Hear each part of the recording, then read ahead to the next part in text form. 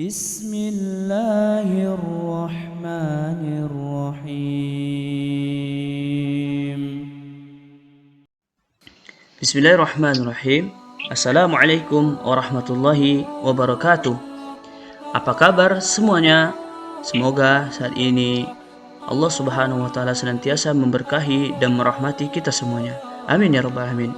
Baiklah, kita lanjutkan pelajaran kita, yakni tentang kepemimpinan sahabat Rasulullah Sallallahu Alaihi Wasallam. Pertama, kepemimpinan Abu Bakar. Abu Bakar adalah khalifah pertama setelah Nabi Sallallahu Alaihi Wasallam wafat. Beliau dilahirkan pada tahun 571 Masehi. Nama lengkap beliau adalah Abdullah bin Abi Khu'afa At-Taimi. Gelar Abu Bakar diberikan oleh Nabi Sallallahu Alaihi Wasallam karena ia adalah paling cepat masuk Islam. Gelar As-Siddiq diberikan karena ia selalu membenarkan Nabi Muhammad Sallallahu Alaihi Wasallam dalam berbagai peristiwa, terutama membenarkan peristiwa Isra dan Mi'raj. Abu Bakar memimpin dari tahun 632 Masehi sampai dengan 634 Masehi. Abu Bakar senantiasa meneladani perilaku Nabi Muhammad Sallallahu Alaihi Wasallam. Dalam menentukan keputusan, beliau selalu mengajak para sahabat untuk bermusyawarah. Beliau sangat memperhatikan rakyatnya. Beliau selalu membantu rakyat yang kekurangan. Pernah suatu ketika datang kepadanya seorang wanita kampung bernama Unaisar dan berkata, "Hai Abu Bakar, apakah engkau masih dapat menolong kami memerah susu kambing seperti sebelum menjadi khalifah?"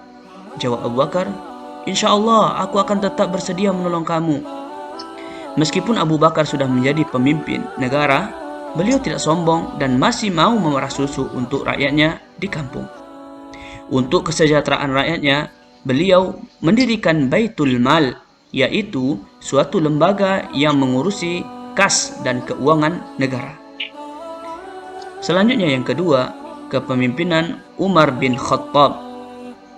Umar bin Khattab adalah khalifah kedua setelah Abu Bakar. Umar bin Khattab mempunyai nama lengkap Umar bin Khattab bin Abdul Uzza. Umar bin Khattab menjadi khalifah sejak tahun 634 Masehi sampai dengan 644 Masehi. Beliau seorang pemberani, jujur, adil, tegas, bijaksana, dan bertanggung jawab terhadap rakyatnya. Beliau juga seorang pemimpin yang hidup sederhana dan suka bermusyawarah. Misalnya, suatu ketika Khalifah Umar bin Khattab menyuruh anaknya untuk mematikan lampu di dalam ruangan kantor khalifah karena lampu itu dibiayai oleh negara, sedangkan kedatangan anaknya untuk keperluan pribadi keluarganya. Khalifah Umar bin Khattab tak mau menggunakan fasilitas negara untuk kepentingan pribadi dan keluarganya, walaupun hanya sebatas cahaya lampu. Pada masa pemerintahannya, Umar bin Khattab dikenal sebagai pribadi yang sederhana dan bertanggung jawab.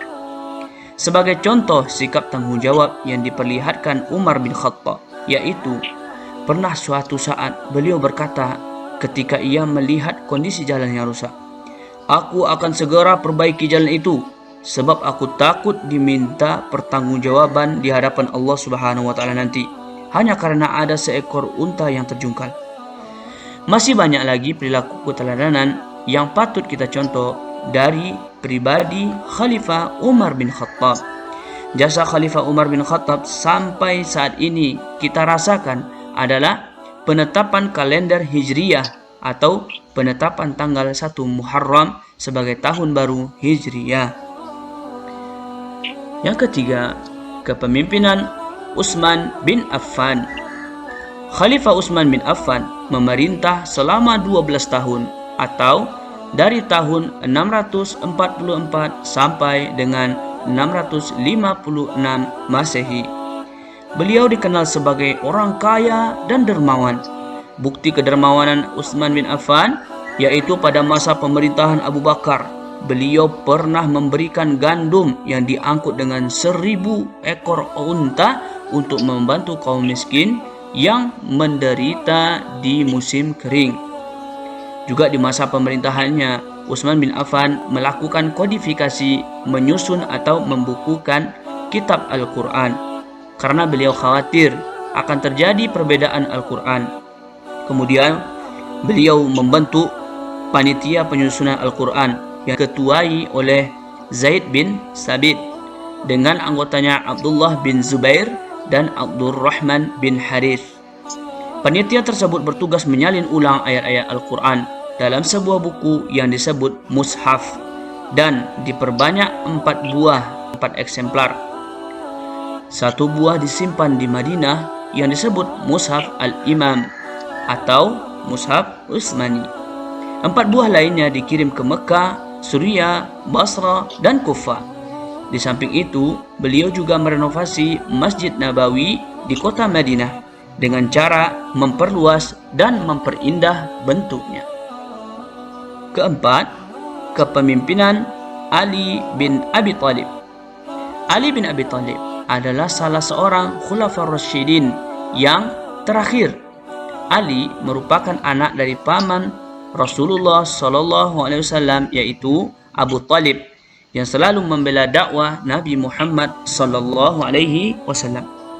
Ali bin Abi Thalib adalah seorang yang pemberani. Hal itu sudah dibuktikan Ali bin Abi Thalib ketika harus menggantikan tidur Rasulullah SAW.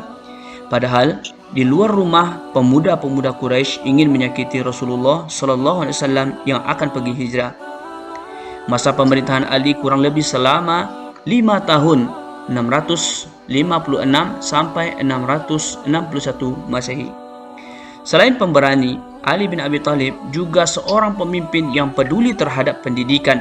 Sebagai contoh, beliau mendirikan beberapa madrasah untuk tempat belajar anak-anak. Dalam menjalankan roda pemerintahan, Ali bin Abi Thalib juga mengharuskan pegawainya jujur, cakap, dan bertanggung jawab.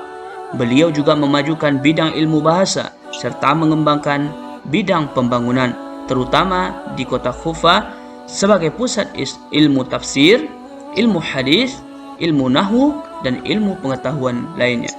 Demikian, semoga bermanfaat. Wassalamualaikum warahmatullahi wabarakatuh.